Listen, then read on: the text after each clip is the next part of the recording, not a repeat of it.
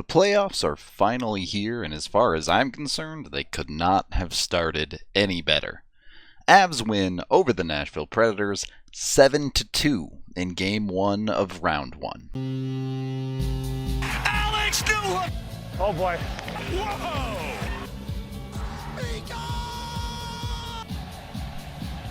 Let me explain to you why 7-2 is the perfect score for this game. 7 plus 2 is 9. If you're new here, that was Matt Duchene's number in Colorado. 7 minus 2 is 5. In Nashville, his number is 95. This was barely a hockey game. This was more of a complete and utter domination. Absolute proof that the Avs absolutely are that good, even in playoff hockey. There was no settling in. There was no needing to flip the switch. The Avs came out and dominated this game from minute 1. The entire first period was a men against boys scenario. The Avs scored the first goal of the series just 2 minutes and 20 seconds in on the power play. Winning faceoffs? Nah. That's for nerds. The Avs lose this one clean. You know it's the playoffs because Mikko Rantanen goes hard into the boards. Doesn't even win the puck battle, but helps create one. And anyone worried about Gabe Landeskog being strong on his skates? Yeah. I think he's just fine. Gets in, does the dirty work, eventually forces Nashville to try to throw it up the wall where Kadri finds it, and the Avs are set up on the power play. It's just that easy. A little snap, Cale Makar goes down to Mikko. Mikko goes right over to McKinnon, and McKinnon goes snipe. I'm sure you will be shocked to know that the Avs power play looks better when they have all of their players that are usually on it healthy and in the lineup. It did also show flexibility, though. You have players moving around in different spots, McKinnon in the bumper being the one that works this time. All right, so good start, right? You're in a good spot. You're feeling good. No. 22 seconds later, the Avs make it 2-0. It's not the best breakout from the Avs, but Taves and Makar make it work. Not even really clean, but they find a way to get the puck not just out of the zone, but out of the zone with space, as getting it to that far side gives the Avs a ton of room, with all 3 forwards from Nashville on the near wall. So they can do kind of whatever they want here, and they notice Taves just jumps right into play. This is standard Avs stuff. The first defenseman almost always joins the rush for Colorado, but the Avs do set up something interesting here. They overload 3 players on the puck side on the far side, forcing Nashville to come back across. It makes a super awkward situation that, because Nashville's a little bit behind the play, when the puck gets committed to here, someone can just charge through and find open space in the zone. In this case, it's Taves. Mikko recognized the situation, understood all he has to do is get the puck past the defender, which happens to be Roman Josi, by the way. And Taves now has a clean lane all the way in towards the net. It does get cut off eventually, but you can see he's already nearly at the face-off dot. This has created a genuine quality opportunity, and then Taves shoots better than David Rittich saves. I'm going to be honest, I was shocked at how ill-prepared Nashville was for the Colorado defense activating and pinching in, especially in open ice. Consistently throughout this game, we saw Nashville be overly aggressive at the blue line and leave defensive lanes streaking directly to the net. Very, very poor work getting ready for this series for Nashville. Maybe that's something they can change on the fly, or maybe it's just going to continue to run them over. I'm not sure. Okay, power play goal, even strength goal. Yep, time for the shorty. Ekholm just kind of goes to la-la land on a power play that's winding down here. He just is casual in his own zone, is not very aware of his surroundings, and kind of just runs into his own player, forcing a lost puck. Cogliano, right there, doing the good thing to jump on it, is able to get to it, and puts himself in a situation where Ekholm can't even affect him. By cutting across back to his backhand, he creates space for himself. The initial shot is not that great. It's fired right into the pad. But it creates a rebound, which Cogliano sticks with, and for some reason, Rittich gets wildly out of position, chasing the puck out of the crease here. If he stayed low, stayed still, and just sealed this is not a goal, but because it played out like this, Cogliano has a window, and it's a very nice job to slip it through. May I remind you, this series isn't even 10 minutes old at this point, and it's already 3-0. That shorty ends up being the game-winning goal in the end. Obviously, that stat isn't all that relevant. This game was over well before the final buzzer. So while that goal was big, might not have been the final nail, if you want to put it that way, but I think this Cale Makar goal was. You don't need to hear me say anything about this play. This is just Cale Makar doing things that literally only Cale Makar can do. Absolutely houses the Nashville Predators by himself and then scores off of Riddich's face. I mean, what do you say? You are one game into this series and Cale Makar has already asserted dominance entirely over all of Nashville. Not to mention, Roman Josi had 0 points in this game. Look, I know the Norris is a regular season trophy, but boy, that's a tough look if you vote for Roman Josi and then this happens. And even then, and this is a big key to the playoffs, the Avs are up 4-0 and they don't let up. They just keep pouring it on in this first period.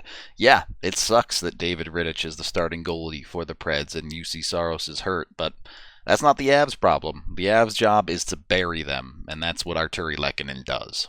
Things just spiraling out of control for Nashville at this point. A safe, easy clear from Josh Manson gets up the ice, and then Nashville losing every puck battle. Landy able to win this one, just chip it ahead to Kadri, who's ready to get into the zone, and then the Preds caught flat. Lehkonen is already gone, and there's no way you're ever catching that dude. Kadri doesn't even do a good job of getting into space, but it just does not matter, and then Lehkonen with a bit of a softie to chase Rittich. Shots were 17-6 in the first period. The Avs had 5 goals. Nashville had 6 shots. And Darcy Kuemper didn't have to do a ton in this game as a whole, but he did make one very, very good save in the first period. Was it super relevant? Probably not, but good for Darcy to get his feet wet. Admittedly, the Avs backed off in the second period, and by backed off, I mean shots were 11-11. So in cruise control, the Avs were having no problems keeping up with Nashville. In a game out of reach, it's no surprise Nashville ends up in a little bit of penalty trouble, and even then, the Avs make them pay. 5-0, why not 6-0? Look, if there was ever a time where you deserve to win the game even if you don't score on a 5-on-3, it's probably right here, but why mess with fate? The Avs decide to score on this one. Nothing too fancy, but I do love the Avs setup. The Avs are not playing safe here. Their highest guy is just above the top of the circles. They're not sitting back at the blue line. They don't care if they give something up the other way. They want to score. They want to be aggressive on this 5-on-5. A shot comes through, the rebound comes out. Great positioning, both sides. The Avs have boxed out the Nashville players. It's Landy who's able to dig it out initially, and then it gets messy. Landy kicks it off a skate. He gets his thing on it. It goes off the post. It ends up hitting off of Borbietsky's skate, and off of that, it goes in the net. Ugly. Okay, so looks like the game is well and out of reach at this point. All right, go ahead. Cue the Matt Duchene goals. You know what? Faceoffs are still for nerds, but sometimes they're for nerds who like scoring goals. Josi throws a shot in here. You see the Avs a little discombobulated on the penalty kill because Sturm lost his stick. When the shot comes out, the Avs just aren't able to quite pick up the rebound. It seems like it's in a good spot for them, but they just can't quite get a quality stick on it. Lehkonen even gets a piece of it, but it shoots out right to Matt Duchene. Really hard for Kuemper to slide across and make anything of that, so you gave them a goal. I really struggle to find a lot of things the Avs really did negatively that actually impacted this game. Yes, they gave up 2 goals. Yes, there were some quality opportunities, but on the whole, the Avs played fantastic. Both teams did hit a post, so we're up to 1 good, 1 bad post for the playoffs. Editing Rudo here, so if you're counting the post that Landy hit right before he scored, the Avs actually hit 2 posts in this game. Why not have fun with it? Let's count it. In the third period, just because they could, the Avs dominated again. Yes, it didn't show up as much on the score sheet, but shots were 17-8. The Avs just saying, hey, we're still here. We can still dominate you. And just to make sure the fans are pleased, Nathan MacKinnon gets them to the Brazil. Avs continue to send it. You get two guys in deep in Berkey and Nichushkin, and they're not pressured that hard or anything crazy, but they're still doing the work. They're committing to the spots, and then you're just having fun with Nathan MacKinnon firing clap bombs from the blue line. Why not? This one hits something, I'm not sure if it's a skate or a stick in front, but redirects, and that one's in the top of the net. The Avs do ultimately make one mistake very late that leads to another Matt Duchene goal. Yes, you'd like to see it cleaned up, but come on, this game was over at that point. This is Matt Duchene. This is the Predators having the puck. Matt Duchene jumps on a pair of train tracks and skates one direction for the entire rest of this play. Does not look up, does not care if the puck gets turned over. He has one goal to cherry pick as hard as possible, and he catches Devon Toews.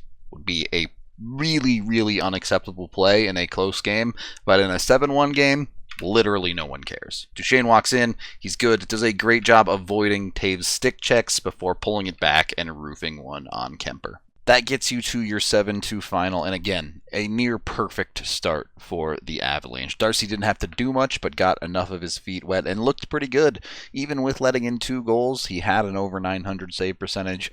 Obviously, he could have let in 6, and the Avs still win this game. Nashville looks entirely lost in the series. Obviously, Rittich struggled in net heavily, but it's more than that. Their defense has seemingly no answers for what the Avs are doing, and their offense struggles to possess the puck for long stretches, basically entirely. This is just game 1, and I do expect a more competitive game from Nashville in game 2 and going forward. But I just don't think they really have an answer for the Avs. You look at this game from a standpoint of strategy, and the Avs are saying, change pretty much nothing. That's 1 win. 15 more to go. That is the end of this game video review. Thank you for watching. Head on over to thednvr.com for all of our coverage. I am Rudo, and that is pretty much what you wanted to start off. I'm not saying I knew the Avs were this good, but I am saying I said that in a lot of my videos. Avalanche time, come on.